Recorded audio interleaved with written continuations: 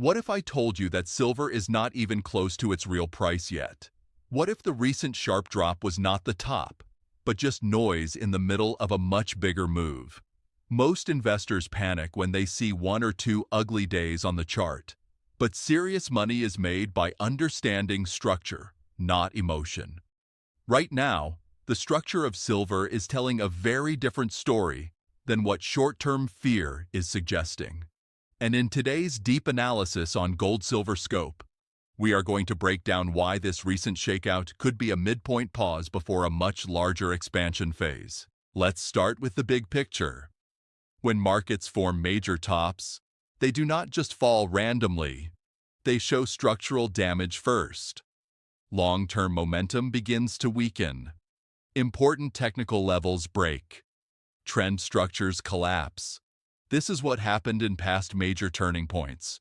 For example, before gold entered its long bear phase after 2011, long-term momentum started to deteriorate months before the real decline accelerated. The warning signs were visible on deeper momentum charts, not just daily price candles.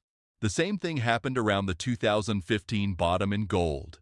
Momentum shifted first, then price followed. Those were real structural turning points. But when we look at gold and silver today, we do not see that kind of structural damage. Yes, we had a violent drop. Yes, it felt scary. But when we examine long-term momentum relative to multi-year averages, there is no major breakdown. No key long-term structure has been violated. This looks more like a storm passing through, not a building collapsing. In strong bull markets, sharp pullbacks are common. They shake out weak hands. They create doubt, but they do not destroy the underlying trend. Now let's focus on silver specifically. For almost half a century, silver was trapped in a massive range roughly between $4 and $50. Decade after decade, it moved back and forth inside that box. Meanwhile, gold managed to break above its historic highs and push into new territory. Silver lagged. It stayed capped under what looked like an invisible ceiling. But markets do not stay compressed forever. When something is held down for decades, energy builds. And when that energy finally releases, the repricing can be powerful and fast. We have seen this before in other commodities. Long periods of sideways movement are often followed by explosive breakouts that redefine the entire valuation range. Silver has now broken above that long-standing, multi-decade ceiling. That alone is not a small event. It suggests a structural shift. And when we analyze this breakout using traditional arithmetic charts, we already see that the first projected targets have been approached or even exceeded. That tells us something important. The simple conservative projections are no longer enough to explain what is happening. When we shift to a logarithmic scale, where percentage gains matter more than dollar increments, the picture becomes even more interesting. Silver's historical range, from around $4 to $50, represented roughly a tenfold move. If we apply similar proportional logic to the current breakout, the long-term upside projections become significantly larger. This is where numbers like $300, $400, or even $500 start appearing in long-term scenario analysis. And before you laugh at those numbers, remember that silver has already demonstrated the ability to multiply many times over in past cycles. At the same time, we must consider the monetary environment. Look at the growth of global money supply over the last several decades. M2 has expanded dramatically. The value of currency has been diluted year after year. If silver were simply to match the real purchasing power equivalent of its 1980 high in today's money environment, the nominal price would likely be far above the old $50 peak. In other words, the old ceiling may no longer represent economic reality. Another critical factor is the relationship between silver and gold. Historically, when silver begins to outperform gold, it often signals a powerful phase in the precious metals cycle. For many years, silver underperformed. It traded at extremely low ratios relative to gold. But recently, that relationship has shifted. Silver has started to reclaim ground. When silver moves from being the laggard to becoming the leader, it usually does not last for just a few weeks. It can persist for multiple quarters. This brings us back to the recent drop. Short-term momentum broke briefly. Daily structures were violated. But similar short-term breakdowns have happened multiple times within ongoing bull markets. The difference this time was the intensity, not the long-term structure. If this were a true major top, we would expect to see decisive, broad-based structural damage across long-term momentum indicators. That is simply not visible right now. Instead, what we appear to have is a violent shakeout in the middle of a larger cycle, a midpoint gut check, a moment designed to test conviction. If stabilization begins and price starts rebuilding upward momentum, this recent episode may eventually be remembered as a buying opportunity rather than a peak. Now let's go deeper into the breakout structure, because this is where the real story begins. For almost 50 years, silver moved inside a massive horizontal range. Every time it approached the upper boundary near $50, sellers appeared. Every time it dropped toward the lower boundary, buyers stepped in. Decade after decade, this range acted like a cage. Many investors started believing that silver was simply meant to stay there forever. But history shows us that no asset remains trapped in a half-century box permanently. When a market compresses for that long, it stores energy. Think of it like a coiled spring. The longer it is pressed down, the stronger the release once it breaks free. And when silver finally pushed through that long-standing ceiling, it was not just another rally inside the range. It was a structural escape. To understand how big this could be, we need to examine two different technical approaches: arithmetic projection and logarithmic projection. On a normal arithmetic chart where price moves are measured in simple dollar amounts, you can measure the height of the old range. If silver traded roughly between $5 and $50, that is about a $45 range. Classical technical analysis says, when a market breaks out of a long range, you can add the height of that range to the breakout point to estimate a target. That method gives you a conservative projection. And interestingly, silver has already pushed beyond those initial conservative objectives. That tells us something important. The move is stronger than the basic textbook expectation. But arithmetic charts can underestimate long-term potential in assets that move in percentage terms. That is where logarithmic charts become powerful. On a log scale, we focus on proportional gains rather than absolute dollar moves. The old silver range from around $5 to $50 was roughly a tenfold move. That is massive. Now, if we apply similar proportional expansion to a new breakout phase, the upside math becomes dramatically larger. This is why long-term projections in the $300, $400, or even $500 zone start appearing in serious analytical discussions. These are not emotional numbers. They come from proportional logic. If a market was capable of a tenfold expansion in the past, and if it is breaking from a multi-decade compression in a much larger global liquidity environment, then percentage-based projections naturally expand.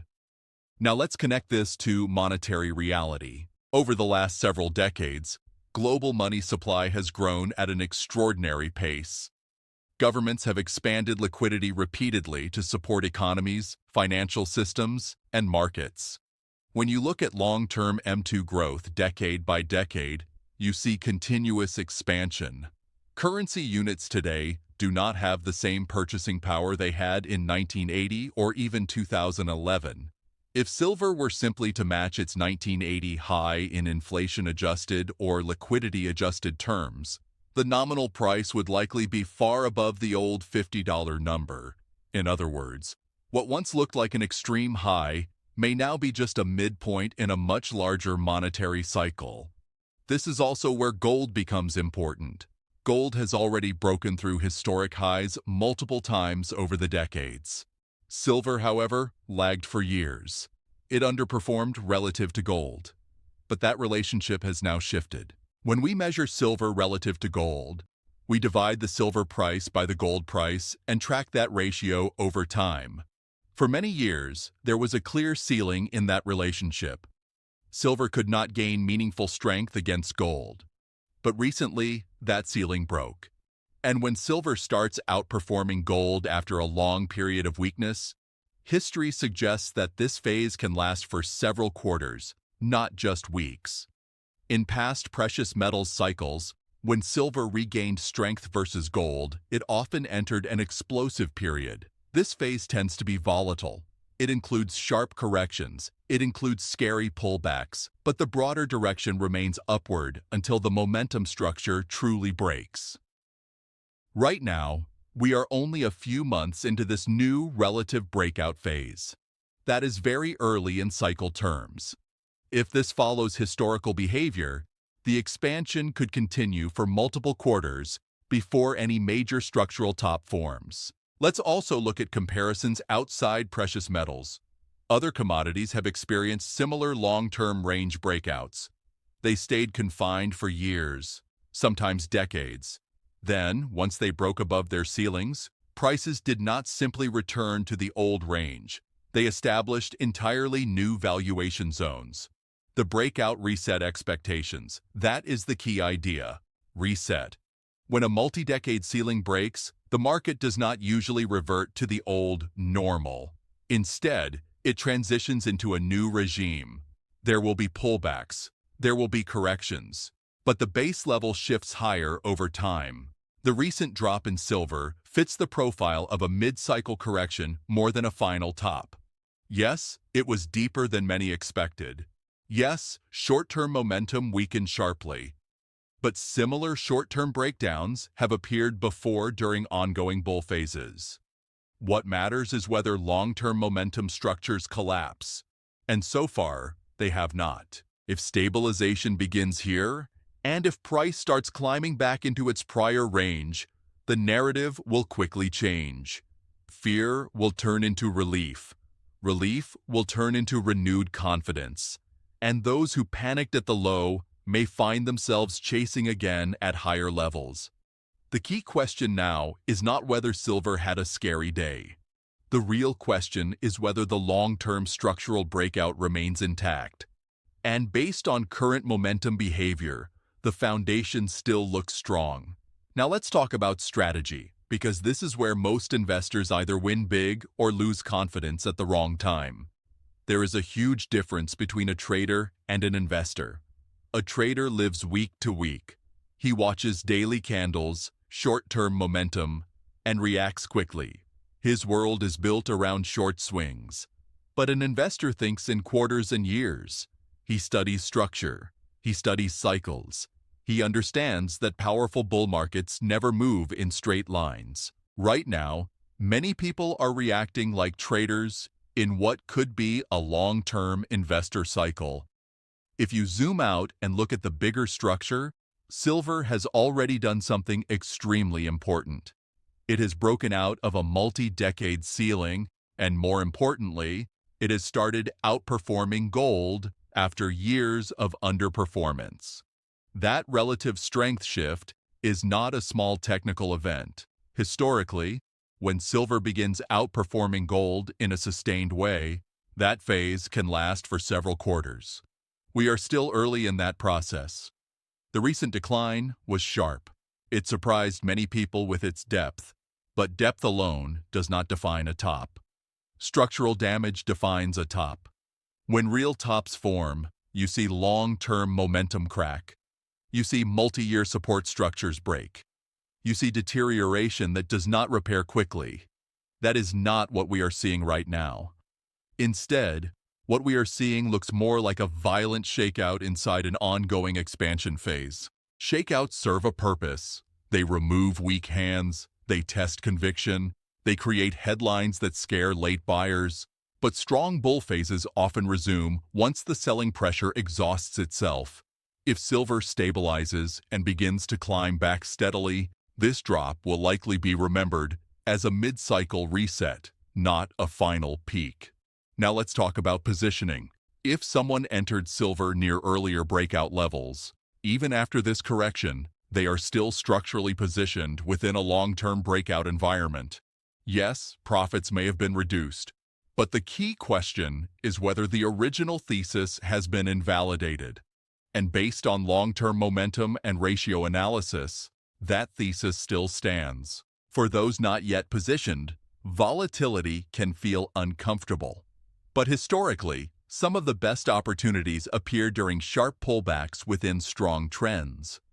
The important thing is not to chase emotional extremes. The important thing is to watch for stabilization.